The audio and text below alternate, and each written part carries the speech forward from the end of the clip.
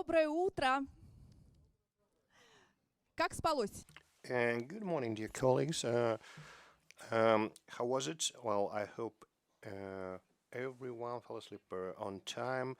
No one read the news, and you are all refreshed now, motivated by the news. So we have a very hot audio discussion today. So we will discuss the public service, and we will talk about what is required for those who joined the public service and what's going on with us all. And I will ask you a question, uh, and I hope to get some very open and sincere answers. It will be useful and thrilling, and I hope our today's discussion is really useful and sincere as much as at all possible at big public forums, and maybe we can develop some recommendations on what to do. And it's my great pleasure to introduce our today's panelists, which include Andrei Sorokov, the director of the Department of Public Service and Human Resources of the Government of the Russian Federation, Sava Shipov, State Secretary and Deputy Minister of Economic Development of the Russian Federation, Roman Starovich, the Governor of Kursk region, Oleg Korokhordin, Head of the Republic of Altai, Andrei Klitschkov, Governor of Ural region, Mikhail Razuzhaev, Acting Governor of the city of Sevastopol, and also we have Irina Makeyeva, Deputy Chairman of Web.rf, the Chief Executive of the Foundation of Mono Cities Development. And it's my pleasure to introduce our international colleague, Jen Fallu, the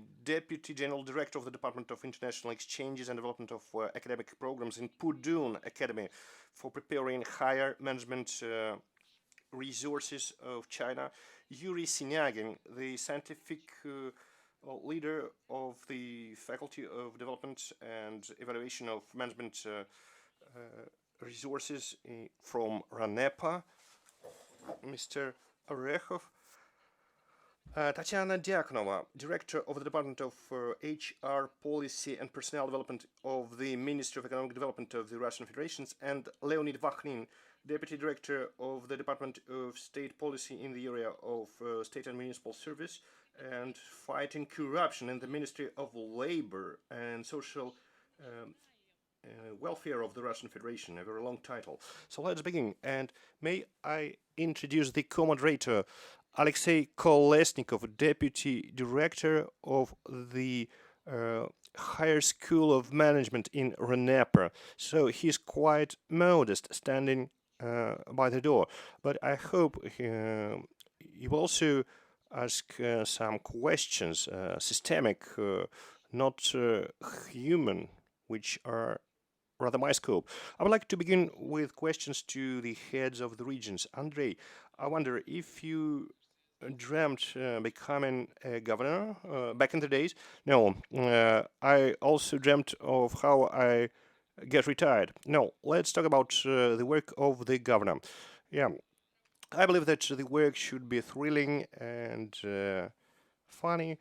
As you said at the very beginning, let's avoid some trivial topics, and I am really convinced that a person who can set a goal in terms of his job position is not likely to achieve it. So in my opinion, the goal for every person, every public officer of a federal or a municipal level is the self-actualization at the current moment of time, which will enable him to get to some unexpected levels. So, what was your child's dream? Well, I wanted to become a musketeer, to be honest.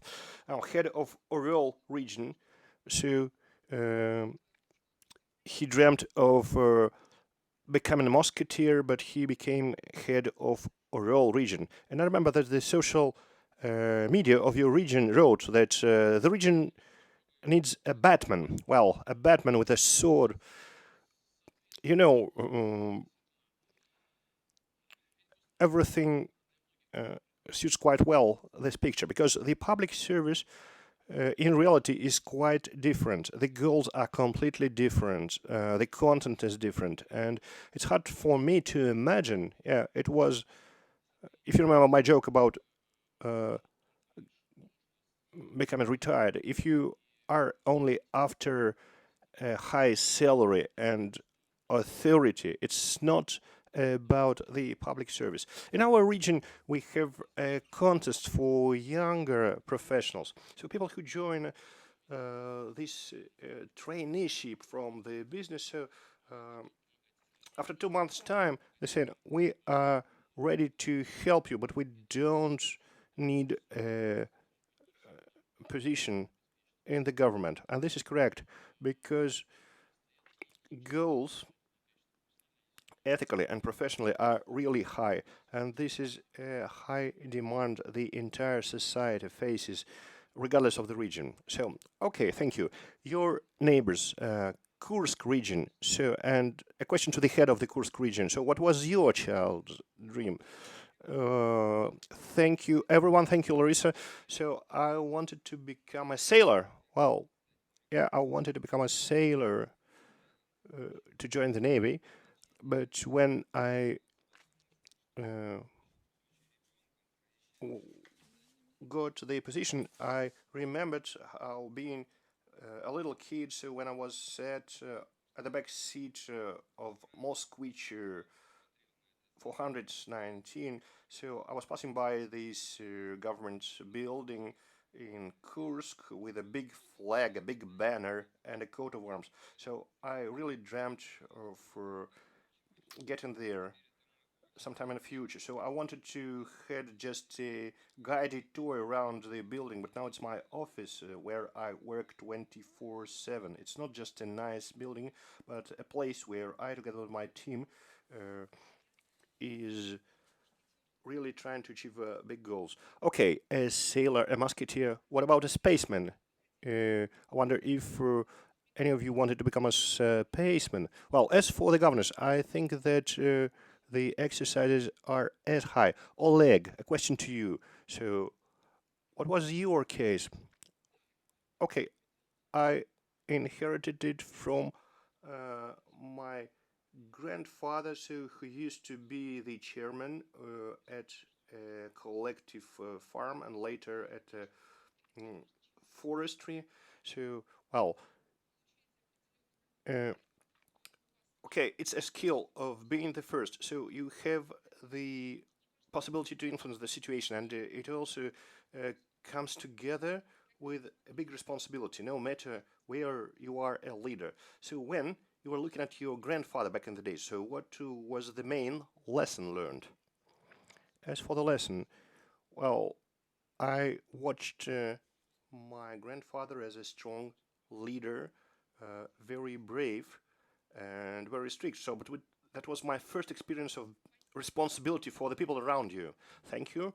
Mikhail, a question to you. What was your case? So, and I wonder, uh, what age do you mean? Like when you were 7, when you were 14?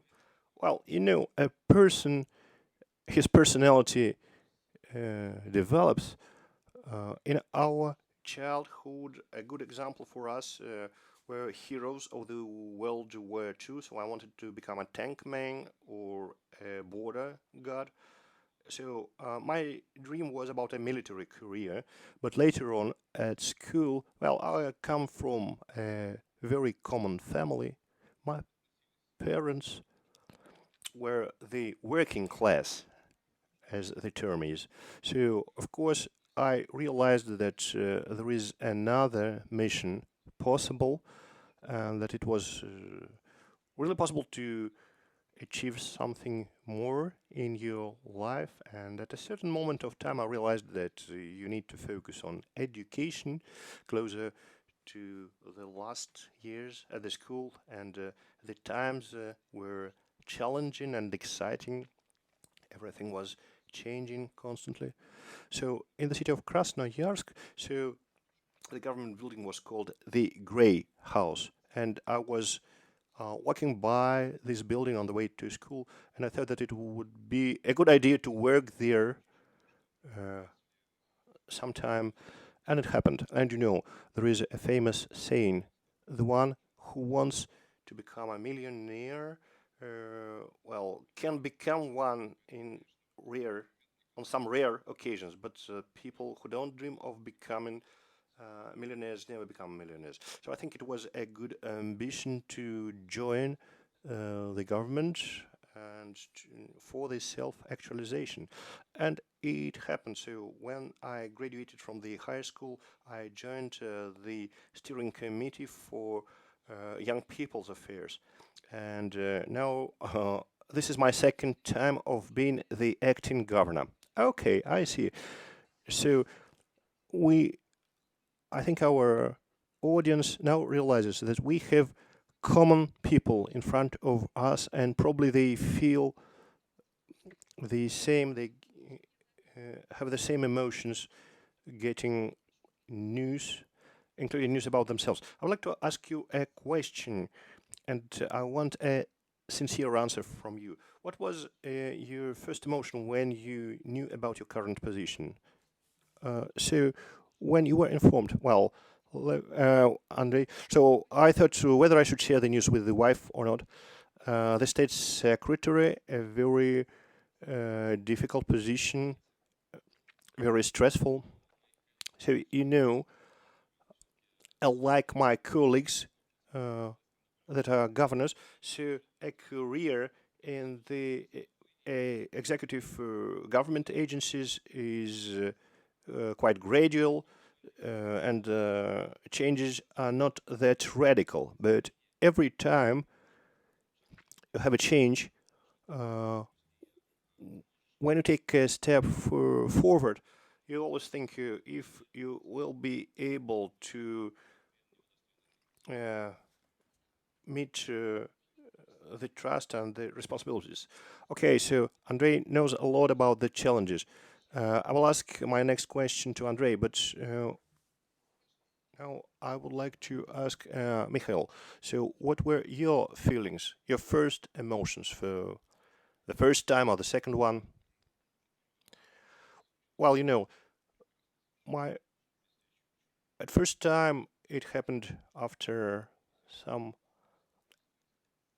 excellent retraining as a reserve of the presidential resources. And as I mentioned, I had the ambition of becoming the top leader in the region, just to do something positive for the people. And when it happens, when I knew it, I thought, well, good news, it's a chance to work there.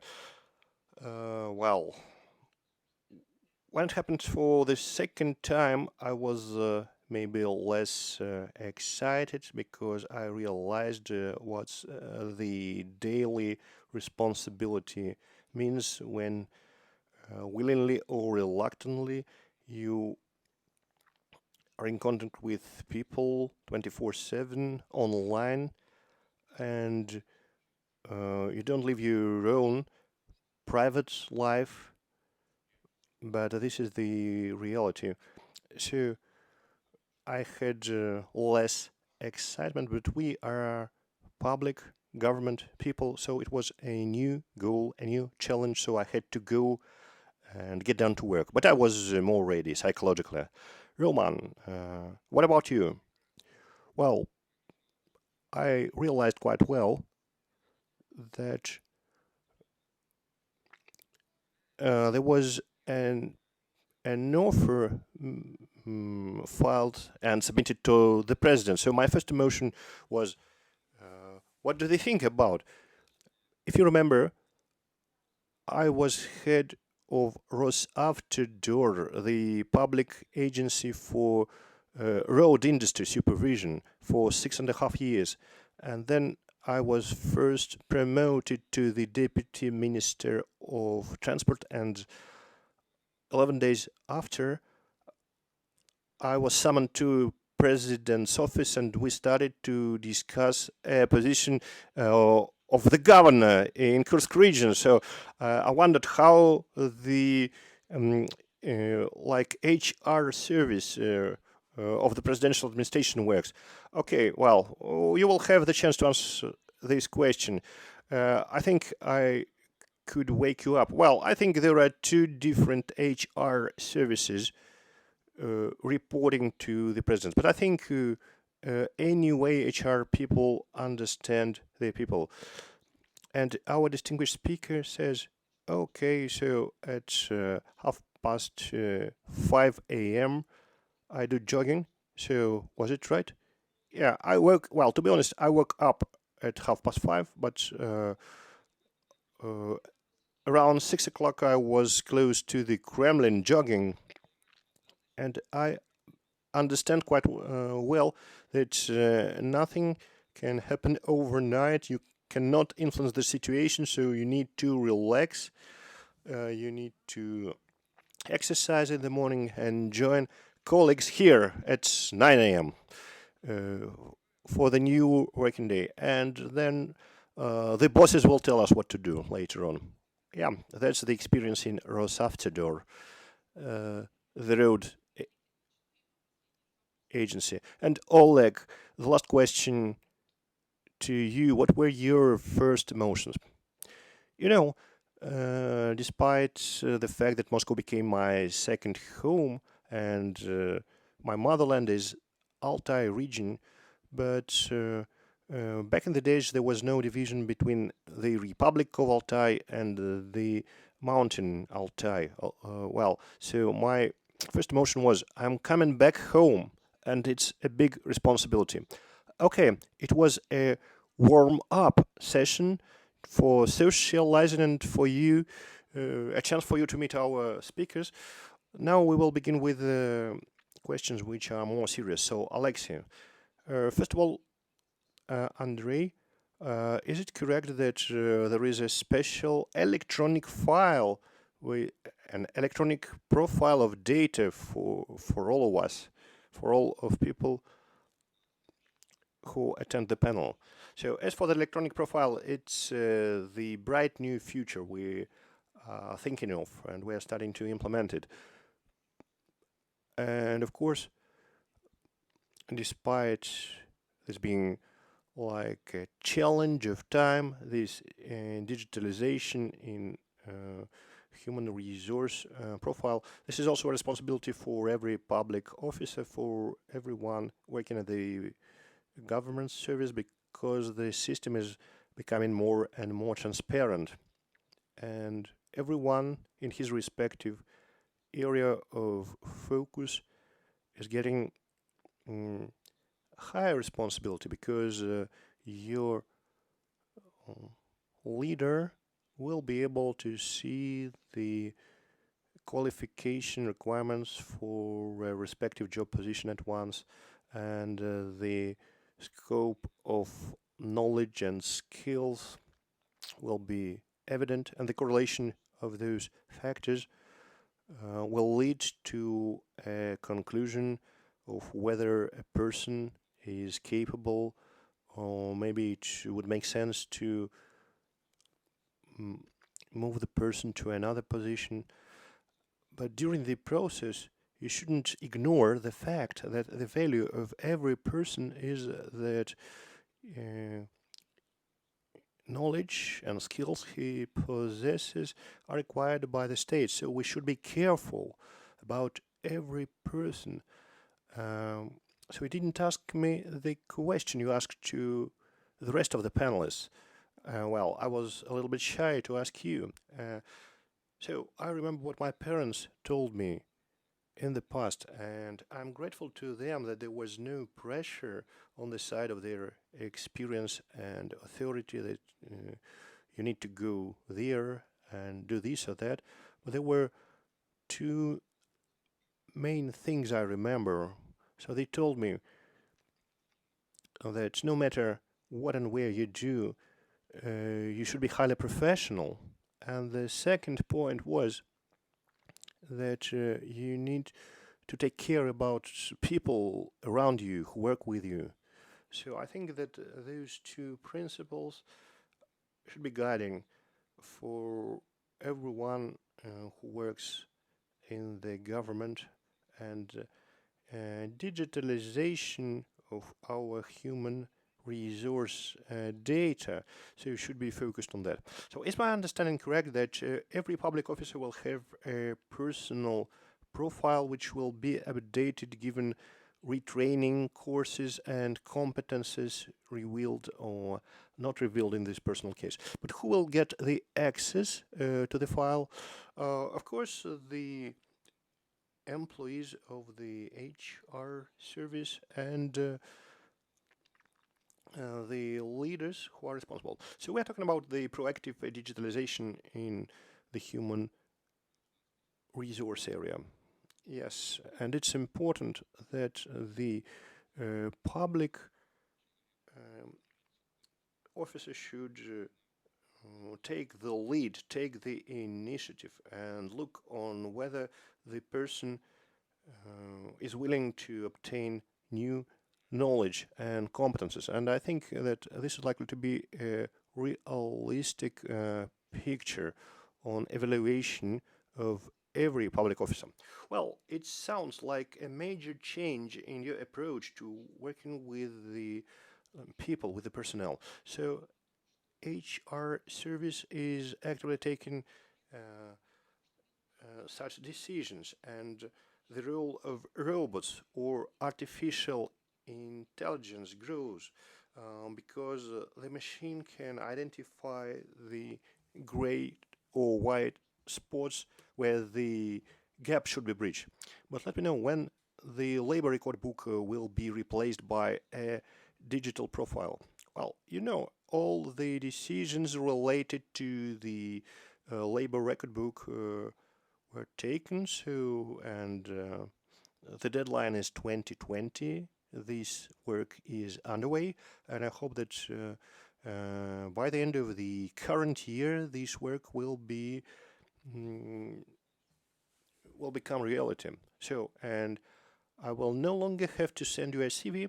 As for the CV, I think that for a number of recent years, every person can log on to the government's website and apply for vacant jobs available.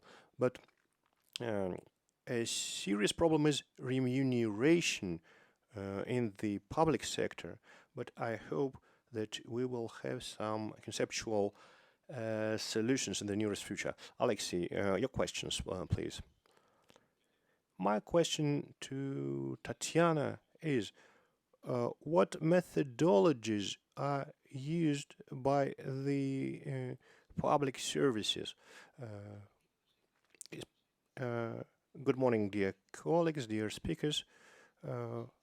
It is correct that at the moment we have continuous and serious changes in the public sector.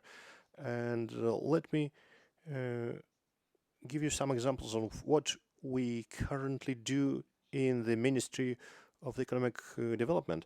So the name of our panel is State Officer, Citizen, Professional, Personality. And I think Andrei and Larissa were watching at what we do in our ministry, because the first step taken by the Minister of Economic Development was thinking about the values people that will come to our organizations will share, what would be their values. And if we talk about the 6 key values we created and use for evaluation, and I think Savar can tell us more about that, about the methodology. For instance, citizen. One of our values is patriotism. The other one is decency. And this is about the way, what type of citizen can join us and be decent in achieving the goals. So professional is about obtaining the outcome needed. So this is a competences which is easy to measure and evaluate, and every leader is able to do this. Personality. We have a value which is called personal opinion, which is directly related to what type of personality you are. You cannot but express your opinion if you have one. This is a law adopted within our ministry. So, Alexei, you asked me about methods we use. So, the agenda is quite broad. So, we use the methodology 360 and evaluations, and we are building up the performance management. When you have the top level goals of the ministry, which are decomposed into the level of deputy minister. From the 1st of January, we have the special stratum sessions, and one of them was planned for tomorrow, where all the deputy ministers should agree about what goals at the level of the ministry every deputy minister will take under his personal responsibility, to be brief. And I would also like you to know that every methodologies we apply, we start to apply them internally. As for the methodology 360, in August last year, so the minister first began the session with where the colleagues could do the peer review and share some feedback. As for the word practice is really valuable. You should understand that you are continuously being evaluated by the citizens, and you get feedback from the citizens in social media, in their like written comments, but you are continuously evaluated by scientists and professionals. And now I would like to give the floor to Yuri Sinagin, and he can share with us the results of a really stunning, exciting research work. So Yuri, over to you. Dear colleagues, I'm really happy to see you all here. Thanks for this interesting discussion. Thanks to our moderator. I think she managed to illustrate approaches we use in our work, and here I represent the faculty of evaluations and management personnel development. We use one of the options of psychobiological analysis. And when we talk about evaluation of leaders and top managers, we can easily understand that they are very different people, but there is something common for them, and the common thing is that they all have a strategic life idea. They have a vision, they are ready to implement, and they are ready to share it with other people. So, such people are really needed today, but this is not enough. So, this strategic life idea alone is not enough. You need to be a stronger personality, a personality which can promote this idea and make it contagious to people around you, to people which are part of your management team. But we also live in a world which is changing rapidly, and it's quite hard to say what type of people are required tomorrow. And when we evaluate managers, we must understand that many things are quite relative. And I always come back to the to quote Italian producer Vittorio De Sica said, "What's the reason for car accidents?" Because the people today, the reason is that current people are driving tomorrow's cars on yesterday roads with the speed that will be relevant the day after tomorrow. So if we translate it to the language of estimation of managers, very often we evaluate the managers of the day after tomorrow by today's methods and with today's current criteria. And we pretend that tomorrow will be approximately the same as today. And I presume that everyone now is busy doing estimations. That's wonderful. Everyone understands that people should be evaluated, their readiness, willingness to do things. And there are three models here. One of them is the deficit model, when we primarily look at the deficiencies, what's preventing the people to perform their job, to perform their tasks. This is an important approach. And the second model that is now unfortunately is prevailing is the model of the standards, where we fix the framework, and that's exactly the competence approach, competence-based approach. When there are competences, and when you evaluate it, and does it match the requirements? Doesn't it match? That's another wonderful approach, but you should not make it the only one, exclusive one, because first, we don't know what's going to happen tomorrow, and in this changing, permanently changing world, creating, framing the competence model, we cannot be sure that tomorrow these competence will be relevant. And in this changing world, what's most important is willingness to change and openness, flexibility to learn, to develop, to change, and the capacity to change, and the potential that a person has, the capacity, the faculties a person has, and can use in his work. And speaking about the resources, everyone, coming back to the start of the discussion, everyone here has his own model of the individual and the personal resources, and everyone will practice and materialize this model, and most often it will match the competences that are current. And speaking about the managers of the next day, so I go back to a discussion.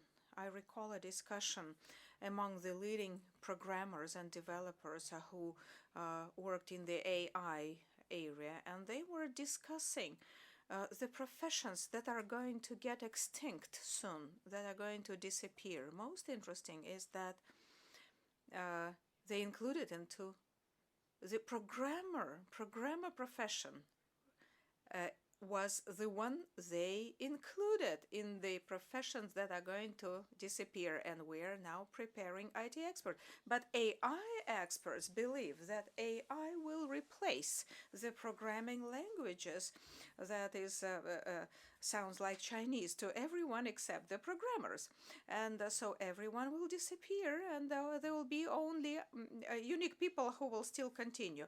So very difficult to forecast, to predict what's going to happen tomorrow. And the key thing is certainly that a person is willing to change, understands what's happening, because people can be broken down into the people who understand what's happening, who ask what's happening, and who do the things that happen. So you need to be the people who do things, who make things happen, and understand why. And in conclusion, let me say one thing that I like very much. This understanding is not within the competences list, it's above them. This understanding why was the reason, was the cause. And there's one lady, the education minister in some country, said a person who knows how will always find a job, and the person who knows why is all that will be his boss. Thank you very much. And so let's talk about the youth now, once we started talking about the future. So we are searching, we're looking for talents across the country, and the competition for leaders of Russia has opened the opportunity for everyone in all the regions of Russia. For the second year, we had this competition for Orlov area. In Altai, we had this contest, this competition virtually everywhere. There are competitions with the purpose to find the people who know how, who know why, and those who fit, who match the day of tomorrow. And this is a difficult story. We don't understand what's going to happen tomorrow. So the question is who you're going to look for. Who are you finding at those? How it happens? And then what do you teach them? And another question that I want to ask right away. So once you found them, how you retain them at the state services, in the public services area, in the public services domain. Let us start with you. So as I graduated from the managerial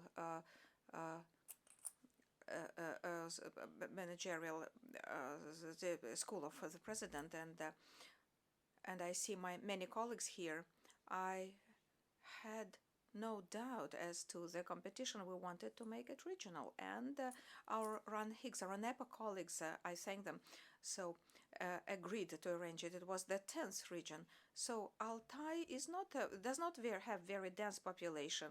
The territory is vast, only 500 kilometers with 3 foreign states, and approximately 200,000 people only we have of the population. On the first day, when we estimated our capacity compared to other regions, how many applications we can get, when shall we be able to process them, and how we're going to results. And then it was a record. On the first day we had 400 applications, no region, so we are second to none. We were pleasantly surprised. It means that people are active, and mainly the young people, and even ministers acting well. Current ministers participated, and some of them won, and they still work. We could process when we realized that we had 50 winners. I asked the RANEPA experts, so from what grade, what's the points where you can, start talking to the people, because some people get a 0, and we had more than 1,000. It was a secret actually, but when I turned out to have 300 winners, 300 people who are eligible. And we made a decision to make 50 winners, and then we call it a team of development. The reserve, 300 people, professionals. They are public officials, no public officials, and I'll tell you more. So after after I had my team, 75% of my team are the winners of this competition, and we are proud because it was open, transparent, without any, as you say, nepotism or under-table movements, whatever. And we are proud of that. 75% of the participants now work in my team. These are the people who used to work Yes, there are people who were on my team, and there are people who came.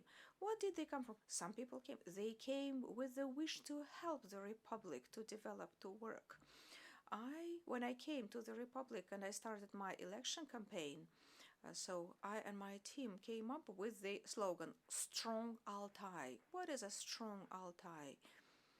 It is a unique corner of our country with very strong cultural, historical values, and social economic situation was far from the best. And look at the people, creative, strong, active, wonderful people. They deserve a better way of life. That's why we call our program Strong Altai. And now this team helps me to carry it out, Orlov area. So twice you had this competition. And this year you had even more applications than last year. Who did you look for? Who did you find? Can you retain them? So last year, in fact, when it was the first one, we had less than 1,000, around 1,000 applications, but we saw less application, but higher quality in the first stream. So for most of the people, they just, decided, oh, we sign up and then we go become bosses. No, after they, a year has passed and they thought it out, and people realized that that it's we changed the quality and even the age composition of the applicants. We are looking for people. We evaluate the professional psychological qualities, but I guess I have to focus on something else. I also was trained with the presidential HR reserve first stream, and one of the most important result is the team, the people. And today, the moment is ripe when, from the individual system of individuals, we are switching to a clear phase when we are trying to create teams, not just a team of one department of management or whatever, but a team from a region. And at the second stream, we now came up with a motto to it's time to work together. Time to work together. We said that we are being evaluated. Let me give you a case.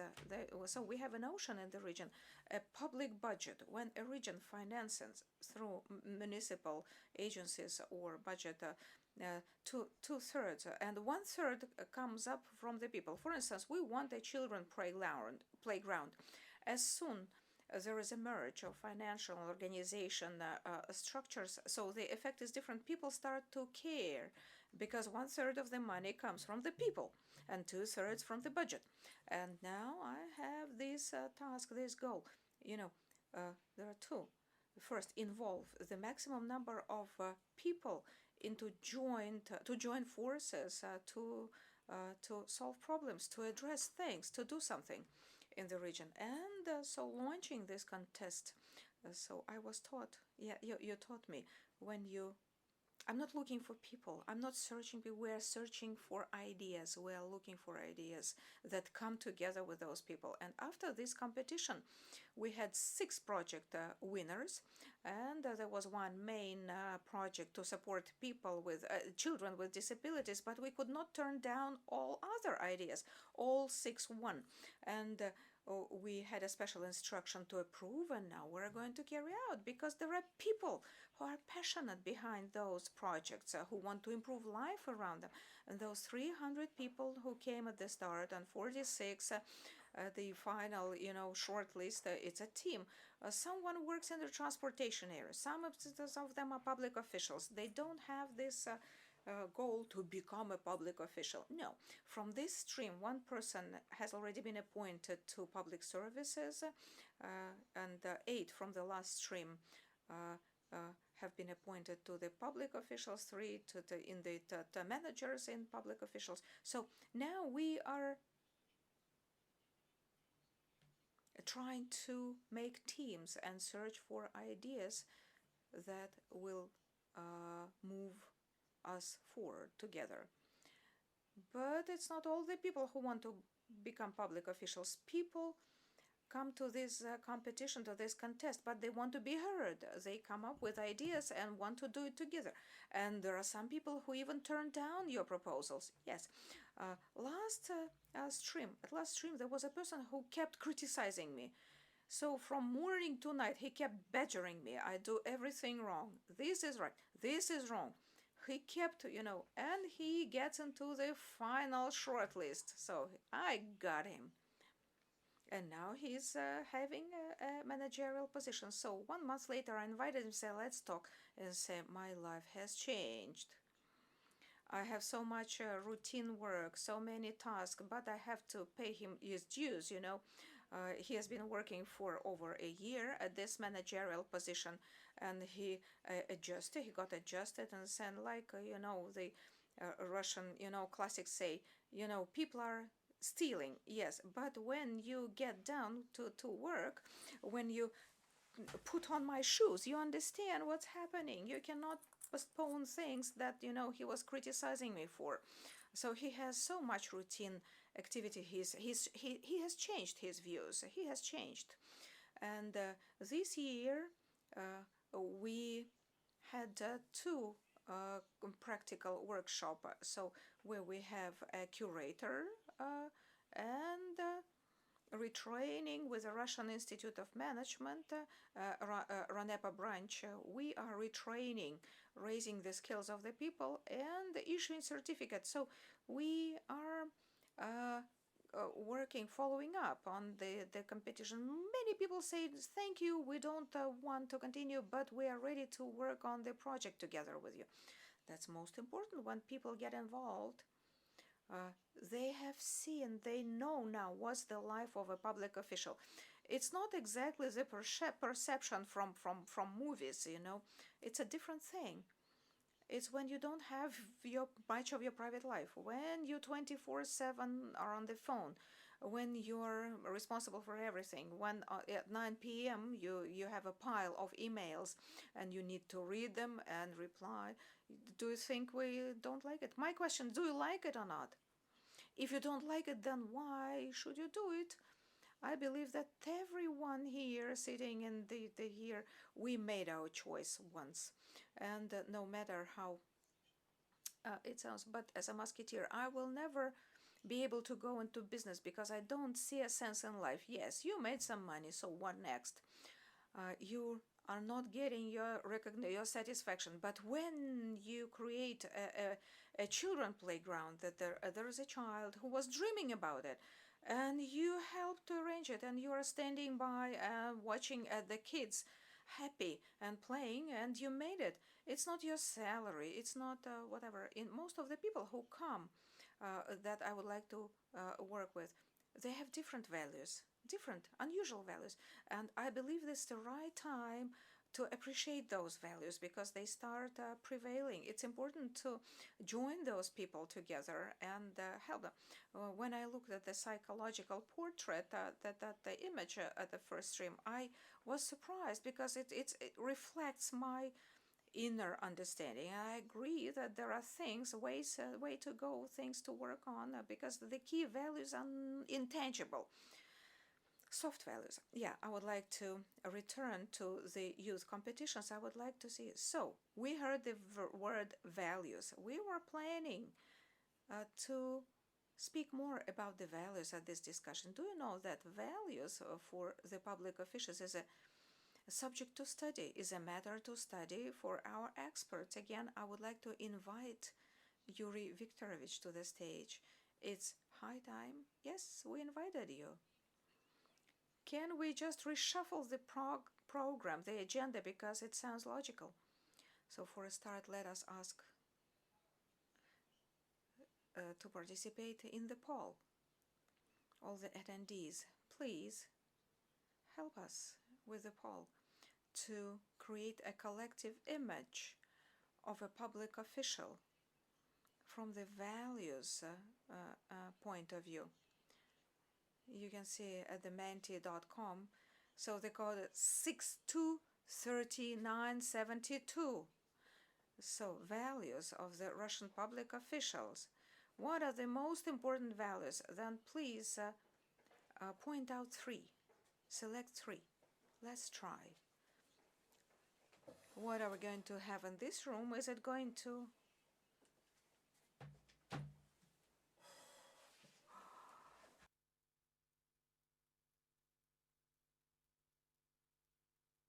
So, as for the values of the Russian public official, it's not the value exactly. It's our image, it's our perception, it's our thinking of the values. But we made a poll in one area of the state management in the social domain with 800 leaders, 800 managers in healthcare, culture, and education. And they came up with very interesting results, which I believe would be interesting to compare to what we're getting. So now we are having this patriotism, integrity is winning. Honesty, integrity is winning. Professionalism is going up. So integrity doesn't give up. Integrity, yeah, doesn't give up.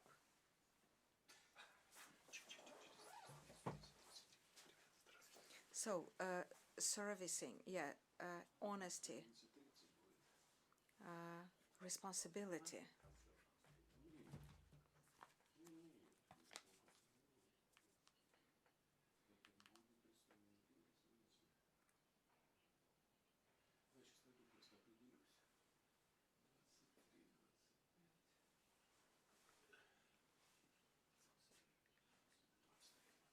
Professionalism.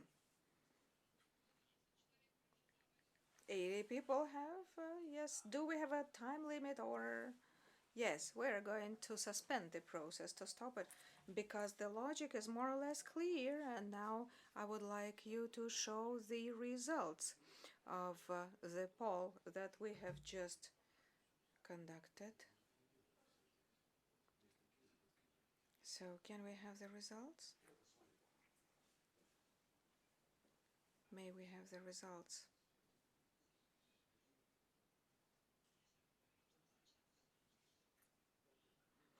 So, we need the previous results calculated. Next slide.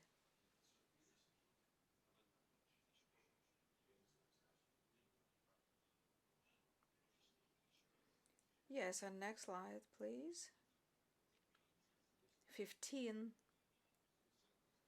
values that have been identified in this poll of 800 leaders in the social domain, and 600 are the leaders of the non-profit organizations, and 200 are public officials, state and public officials who work in the same area. And that's where we see the results quite close to the ones that we demonstrated today. What's interesting here, first, the image of a public official is not very different in the perception of the public officials themselves and those who are not public officials, the general public. But what is interesting here, if you see the first three lines are approximately the same that we got. Can we show our results? Yes, very close. Professionalism, integrity, patriotism, responsibility, honesty. Yes, this is relevant to the idea about a public official. But what's alarming, slightly alarming, there is a different breakdown of values, but one of them is the breakdown into instrumental values and terminal values. Instrumental values are the ones that ensure that support your activity, your performance, and terminal values are the values that determine the targets. That's what I said. Why the terminal, the final, like the strategy. So should we look at it, at the image that we have identified and the results that we're getting? A public official is perceived not as a person who has a clearly pronounced values and targets, but a person who is primarily a responsible, efficient, a person who does things, who gets things going. And on one hand, it's good. It means that in the public official, we don't have yet an image, a public official that's different from representatives of other professions, and that's where we can keep working. And before wrapping up, do I still have some time? I would like to show you the results of another poll. We're not going to conduct one, but let me show you the previous one. That was a byproduct of our personal and professional diagnostics. So, as my colleagues recall, we have a huge data array which includes over 30,000 leaders, and this is a result of an analysis of what resulted from this personal, professional diagnosis. And those are overall human values related to the family. And it was on purpose that we raised the question because yesterday the president of Russia talked about these values, and the question we asked during the diagnostics, separated in time, was about what are the guiding values in your personal family and what were the guiding values in the family of your parents. So you maybe remembered, yeah, so you try to analyze it from all the sides, right? Yeah, and the outcome was quite interesting. On this slide you see from the right you see the values which the leaders believe are the guiding in their own families. And at the left you see values which prevailed in the family of their parents. So there was a tectonic shift which happened during that time, and this is a serious problem you need to take into the account when you work with the public officials and when the public officials work with people, because it's no longer possible to motivate the way we used to. So before, learning and self-development, then family and work were the top three guiding values. But now you see work is top five now. It's no longer a value, but it's rather a tool. So family is the highest priority. Learning and self-development comes second, and then the spiritual comfort. So this is a very drastic shift, and there is no principal value between the public officers. And so the poll covered both public and private sector. Secondly, there is no longer a difference between people of different ages in one and the same family, but there is a difference in values of the parent system, of the parents' family in different age groups. So with the age, the value of work was going down, and you can see it on the slide. So the outcome is that now we have to do with people which are totally different. But the outcome is that the value set is more or less the same, and we have to understand that today the main thing for people is their family,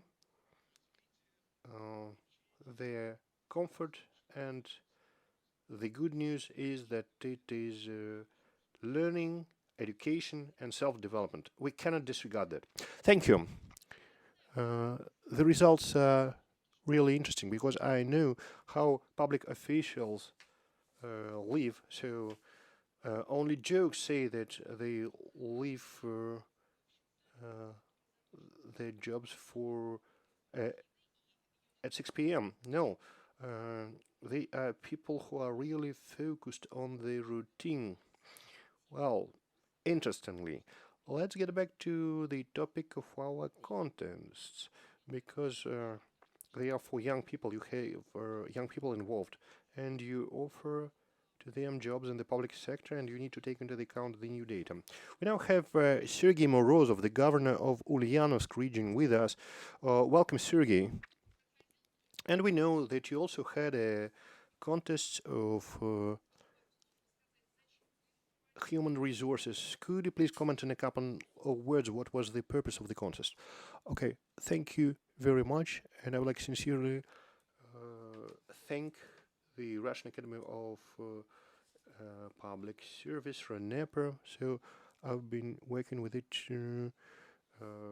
for 16 years. So that's the time of my work as a governor. In total, it's more than in the case of the three other governors we have here. And when I joined the region, I realized that the economy was in a very poor state, and also relations between the society, the population, and the government were quite difficult. So back then, the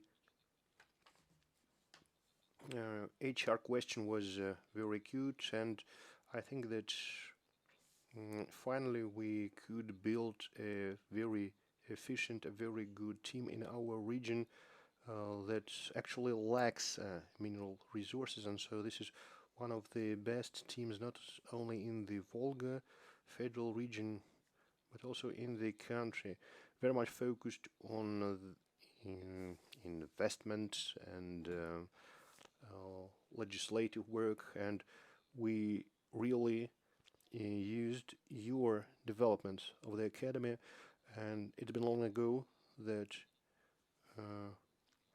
we are beyond those contents aimed at shortlisting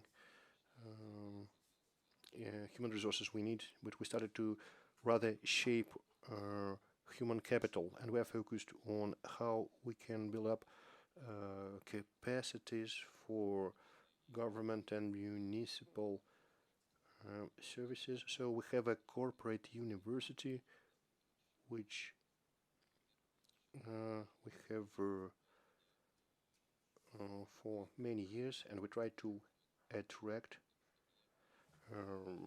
graduates of schools and higher education establishments. And moreover, at the moment, we use contests I mentioned, a certain form when we have not only the HR reserve people or the young talents, but also mentors. It's really important to have mentors exchanging their experience, and I would like to thank you for mentioning those wonderful values you just talked about. And for us, it's well, you mentioned patriotism. Professionalism and patriotism are really important. So, and patriotism is not just love for your country, for your region. It's essential for us to be really passionate towards your work.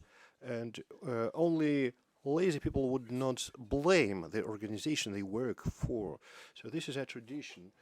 And I really travel a lot outside of the Russian Federation. I work on raising investments, and we are among the most successful regions which open 8 to 10 production facilities per year, creating 25,000 new jobs.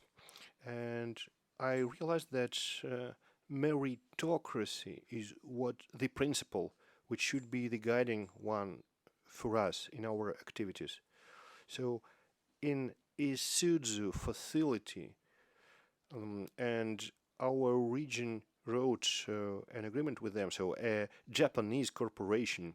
We are about to build a plant in our region, and after negotiations, I saw a big amount of people who would stop for shouting out some slogans, and I asked, so are they security people? No, but they are all in the very same uniform. So I did the military service, and it was the same. And the manager told me, no, a person before he is hired should undergo a 2-month training course to get acquainted with our values, with our mission, our formula of success, and other things. So, if we would see a person coming on our premises in his free time, so of course, if a person is enthusiastic about our culture, about our environment, so he's more likely to be hired. So I think that in our case we also need to create and develop that feeling of being proud uh, of your job, of your company. Yeah, but I would also like to add a fly to the ointment. I think we are all uh, quite willing to get the best representatives of our people in our municipal governments bodies. But if we would look at the data by analysts, we will see that the average monthly salary in the Russian Federation was 38,000 rubles. But the average salary of the public officials is significantly lower. This shouldn't be the case. In that case, people may be critical towards their work. So if we would remember a historian from our region, famous Nikolai Karamzin, so he said that would encourage people to engage in something bad. So if we would look into the federal law 39, we would see that there are a lot of inconsistencies. It's not possible to hire a winner of a professional contest straight away because of the number of constraints, because there are um, long approval terms. And thirdly, people who represent the government agencies will prove that this society is quite discriminative towards the public officials. They would blame them of every possible sins. This should not be the case. I understand, of course, that you know there are different public officials, but people in our society are equally different. So, but we shouldn't paint everyone black. And we have some. So the contest is called Leaders of Russia, but we should have other actions taken in parallel. We can attract a great number of talented, wonderful young people, but the environment will remain the same. So in our region, we are trying to transform it differently, and we no longer have many of old ministries. We are about to complete the major reform. We will no longer have a regional government, but the forms of organizations will be different.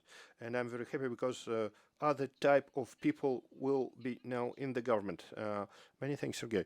I would like to ask Alexei. Well, my questions contains young talents, social lives, but is it possible to integrate it with the career development? Now, are social lives compatible with the career path? Savar or Roman?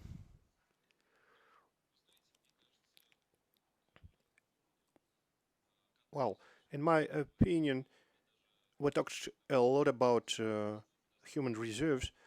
I believe that when we will hand it over to our Chinese colleagues, I believe he also used to be part of the HR reserves. But we should think that the personal a reserve is not just personal development, but it helps to build horizontal links between the employees, the public officials. So I'm not talking just about the presidential reserves, but about different activities for deputy ministers, heads of departments, and different levels. So the horizontal links are a good incentive for communication and career development. So with joint projects, people move across ministries and agencies. So the social lift and career path are compatible, but you need to be more focused on self-development to encourage people to communicate between each other and be involved in different projects. Thank you. Okay, to continue the education, the learning topic, Roman. Well, you are also involved into the topic. Well, I would quite agree with everything which was mentioned. But in our case, we tried to use one of the best methodologies for government,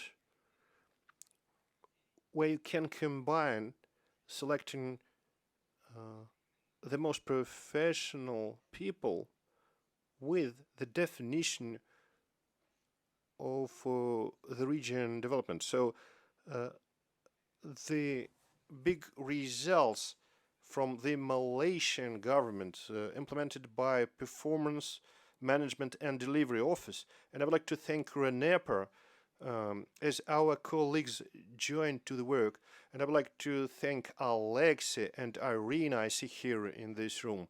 Thank you very much for that. So we attracted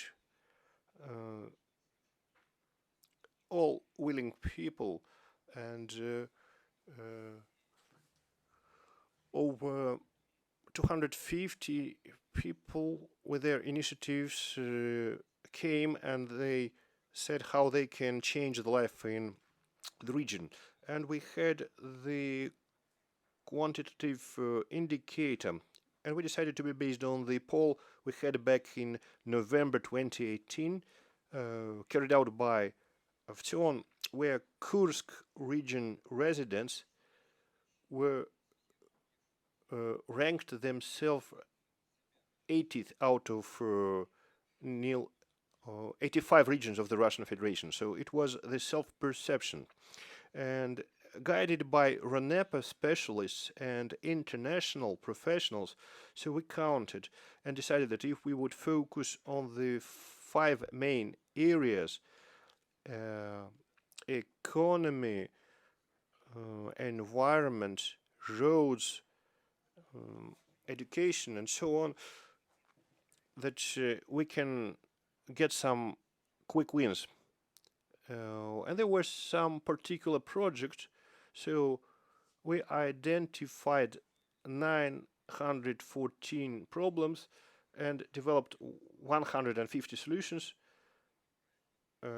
which are the foundations for 65 projects offered by project workshops. And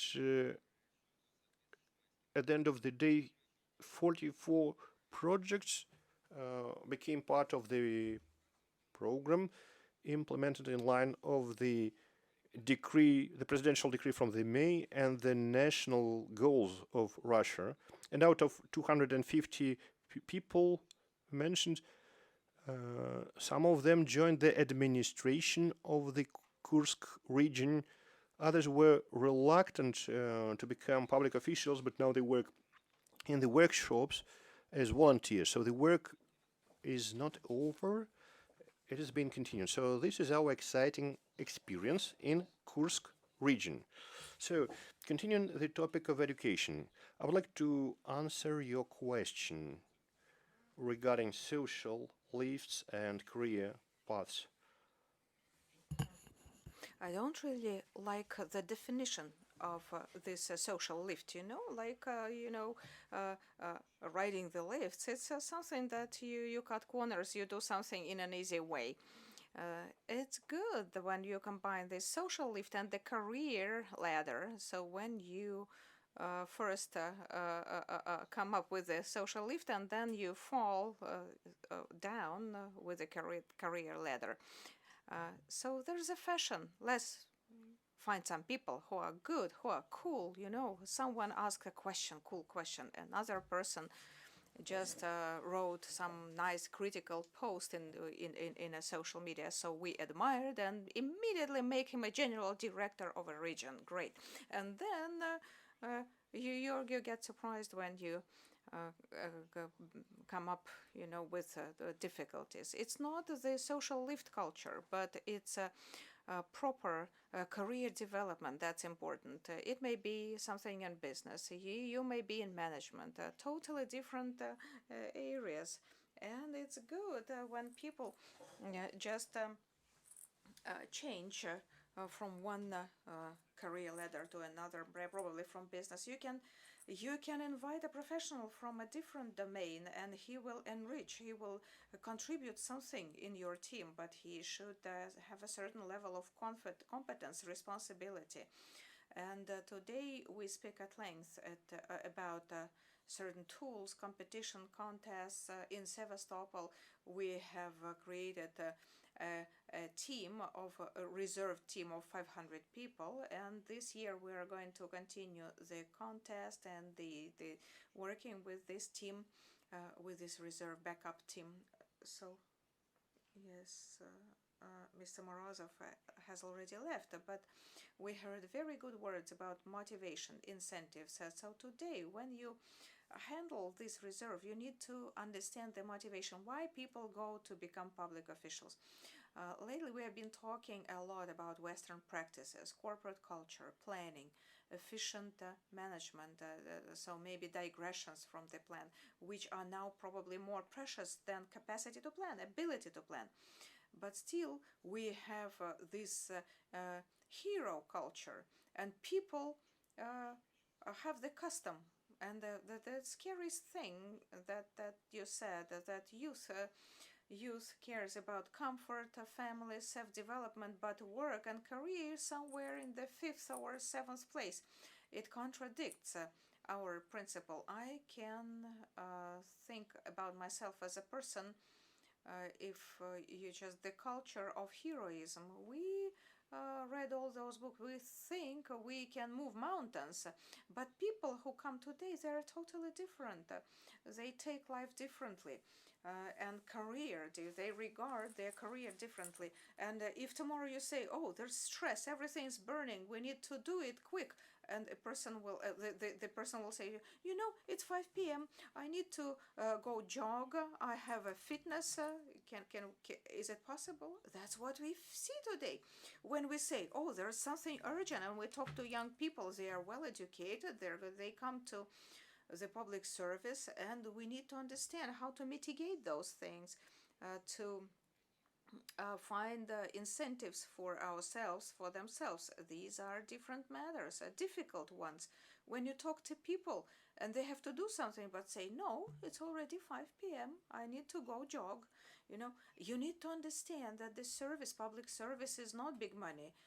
You need to take off those, pink sunglasses, and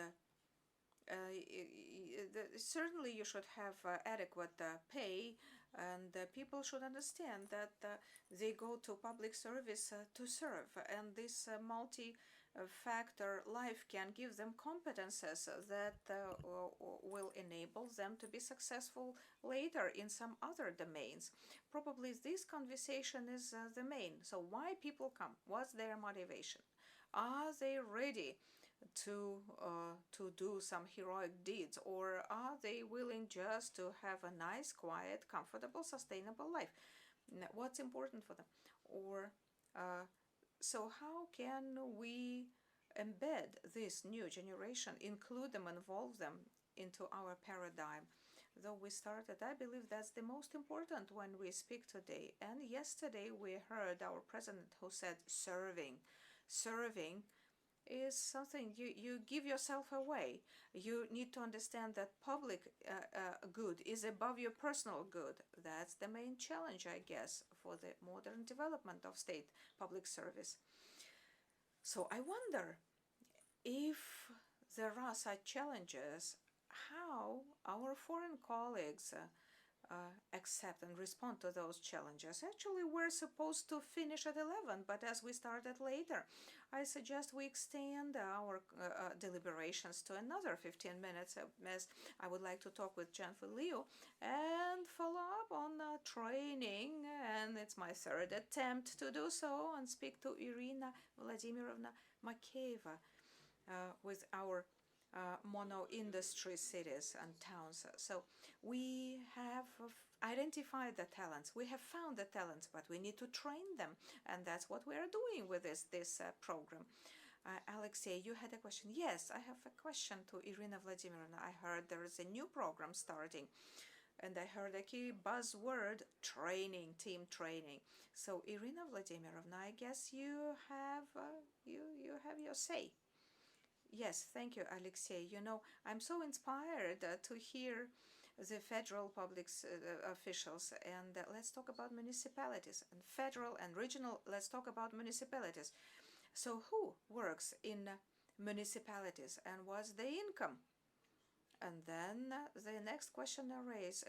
So, how those people get remunerated? It's only their heroism, patriotism, especially in small towns, that can help you to move things.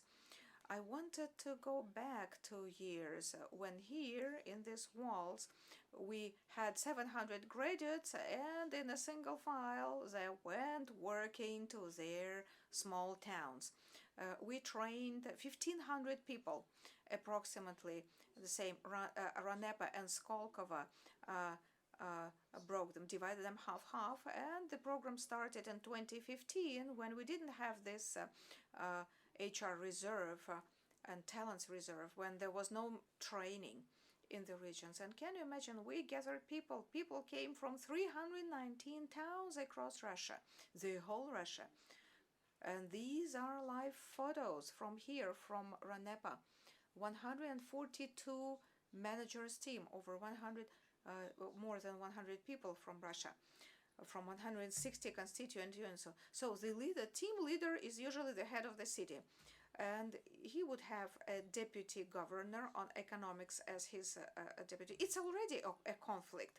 Then they had the head of a business company that's vital for the city industry. Usually people don't talk to him.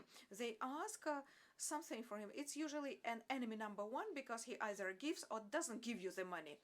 Then two local entrepreneurs who suspect everyone of stealing and of pilfering, and only the businesses will give money only to the family, and business is always apprehensive to the city officials and the main state enterprise head. And the deputy governor, sitting on the regional programs, in charge of all the economics, always badgered for money, always badgered for being included into the regional programs. So these 5 people, who are usually in permanent conflict in real life, so they sat at one table to address one goal. You should have seen their emotions. At the first module, yes, you were watching from virtually they wouldn't talk to each other. They would be kept morose and quiet. And the second module, you want it or not, but you need to get things going. So they started communicating, and then there would be a task, a problem that you cannot perform, that you cannot solve if you don't talk. At the third module, they realized, and there was a scenario number 2. People would come, governor would send from the same region one team, and they are not on speaking terms for the last 3 years. Can you imagine? They haven't been speaking to each other. They were like that mortal friends. So when after 5 modules they went home, I couldn't see better friends. They're still best friends. They can make decisions quickly now. Until now, they're capable to make quick and efficient decisions. And I went to those team finals. People learned to talk, because it's important when you are in municipal services. You have to express what you want, what you think. They learned to talk to the residents, to the public. They learned to understand what's wanted of them. They learned to resolve conflicts, and they realized they were not alone. They were not the main guy in the city. They are not top guns, but they are the public services people, those who are in the municipality, who make key decisions. They have to work for the good of the territory. So I can see some familiar faces, graduates. I can say that indeed um, the horizontal links do work, and I have a chat with all mayors. For instance, if there is some new funds in the federal budget, I go to the chat and say, guys, there is a resource, apply quick, and then watch it, and we know how it works.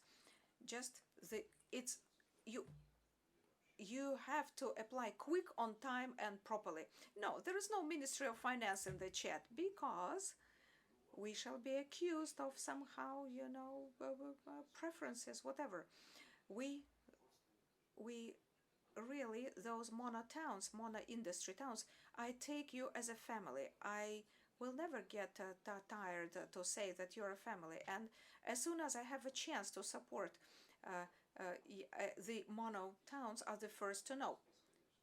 But you are not only teaching the mono industry cities. Now there is some piece of news for you. So after we got the results of the mono cities, although they have achieved something inachievable, a huge number of permanent jobs, renovated 300 roads, repaired roads in each mono cities they selected together with the residents. The roads to repair. I can keep talking. I can, you name it. Football games, tons of garbage collected. We have already exceeded those frameworks of financial relations and non-financials. And what's going to happen? In March, next March, a year ago, a year ago, Igor Shuvalov came up with the initiative. You probably, after he saw the results on monotowns, to create and train the teams in 100 largest cities. And the government supported, gave a go ahead. And it took us 1 year exactly to coordinate it with the Ministry of Finance. That's why they are not in the chat, with the government. And then finally the decision was made. In March, Web of Russia launches a program of training managerial team in 100 largest cities of Russia. That's 70 regions of Russia. 5 people from the city, 500 people. It's, I don't know, virtually GDP of the country is how much? Yeah, a lot. That's a lot. At the top level of training, the MPA travel, the level of training, a year and a half of hard work, and projects carried out for the good, for the benefit of Russia, of our motherland. So where do we apply? Tell us how to apply, please. Into the chat, Turn to my chat. Yes, you have been, we got your reference. That's how it happened. Dear Mr. Liu, Jeff Liu, what's your impression? Did you like it? My microphone.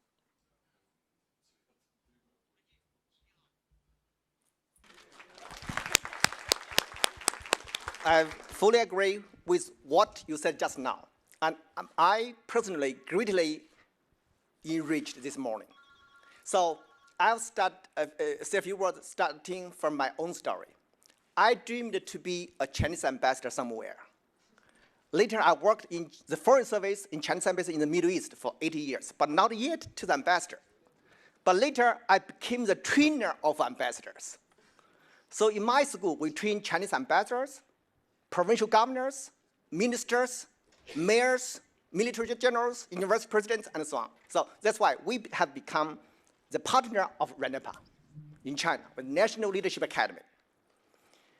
There's one popular saying there. If you don't change your brains, your chairs has to be changed. Which means if you don't change your mindset, your job position has to be replaced by others. So as public leaders, we invited the practitioners to train our public leaders. So in our attempt to invite boxers to training boxing skills. So 70% of our trainers are from outside, 20% from our own faculty, 10% from abroad. So every year, almost 100 international speakers from multinational companies, from universities, or from think tank. So to give lectures to Chinese leaders. I hope someday you here, some public leaders or professors come to Shanghai to my leadership academy to give lessons. I hope to see you in Shanghai. That's just the thing. And then what about training philosophy? As you mentioned this morning, we got 3 phrases. First one, values education, values. Second, capacity building. Third one, behavior orientation. For the values, I agree with, like you mentioned, patriotism, responsibility.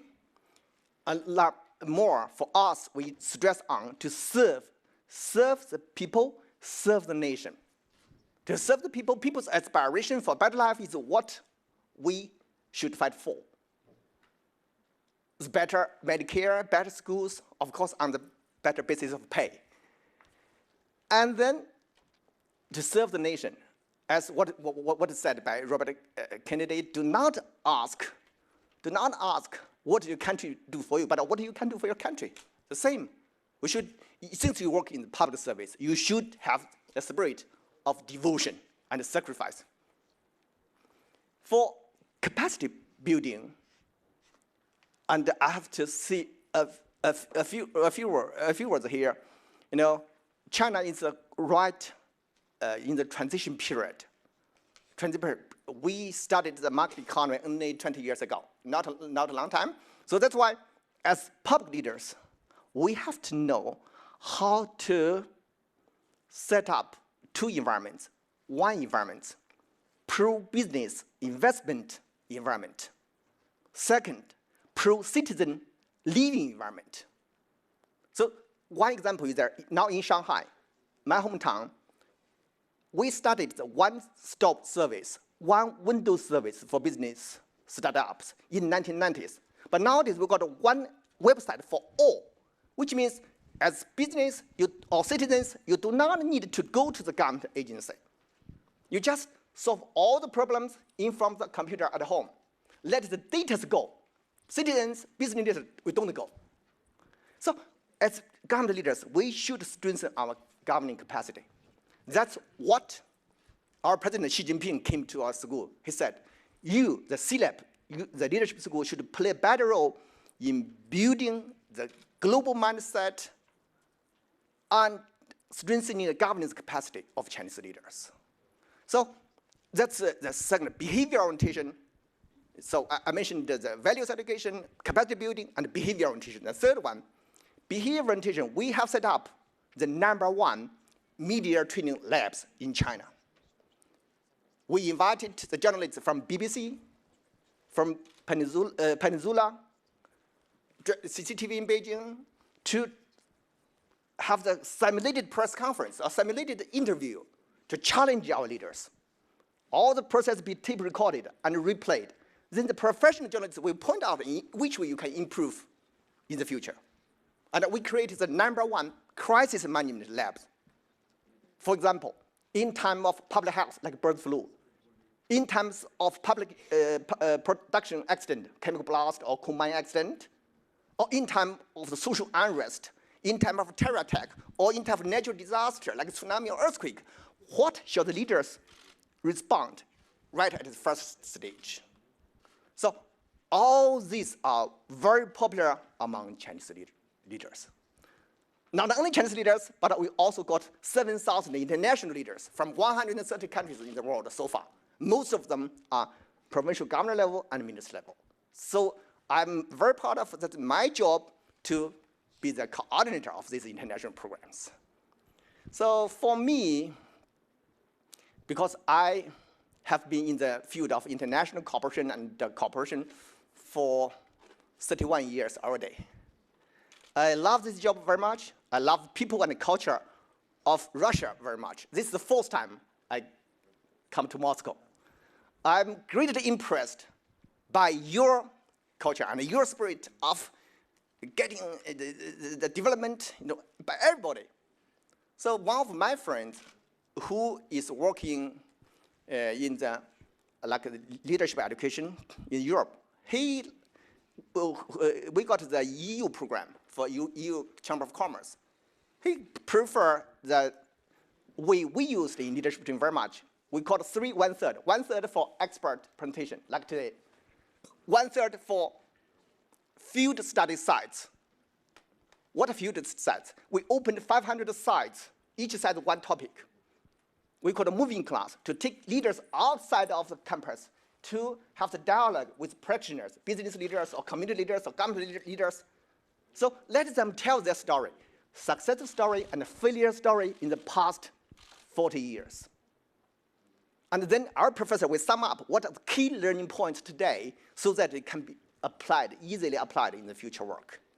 So they prefer this very much. And I also, learned a lot from our international friends. One of my friends in Netherlands told me, as public leaders, we have three important things to know. First one, to know yourself. Second one, to know your responsibility. And the third one, to know the world. First thing, you have to have very strong awareness as leaders. What's your advantage, disadvantage, what's your merit, shortcomings. And the second, to know your responsibility.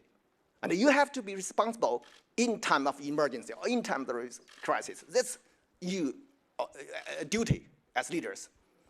Third one, to know the world.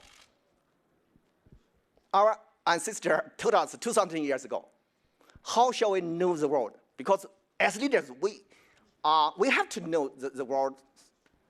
And we have the lifelong learning, we call it system in China, from top leaders like President Xi Jinping. They got almost monthly or bi-monthly lecture by inviting professors. 2 months ago, they invited a professor to speak on blockchain. Because A, B, C, D, these 4 letters are very popular among Chinese leaders' trainings. A, AI, B, blockchain, C, cloud computing, and D, big data. So last one, how shall we know the world?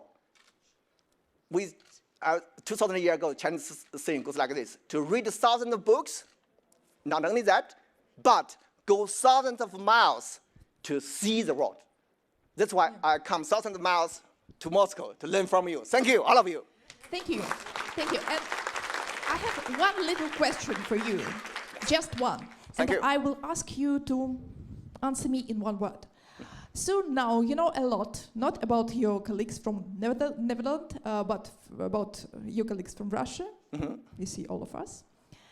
Could you kindly compare when we are different, our public administrators, public officers, and colleagues from your country different, and when very similar?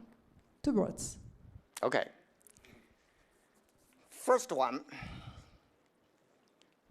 the global mindset of Russia is better because Russia has been regarded as elder brother and elder sister of China. We have learned a lot from you, especially the global mindset. Yes. Second thing, traditional values within the public leaders that you have got better than us. That's what that's why President Xi, our national president, stressed on to improve in the future. Thank you. Thank you. Спасибо огромное, спасибо за эту дискуссию, она действительно получилась очень интересной. Thank you very much. Thank you very much for this discussion. It was very open, very sincere. We will, of course, continue our discussion. But Alexei, I would like to hear the conclusion from you. Well, I should be brave, and I would like to share with you that from autumn 2020, we will resume our international conferences dedicated to public service. I don't know the exact dates, but we would like to invite you all in autumn. The agenda will be exciting.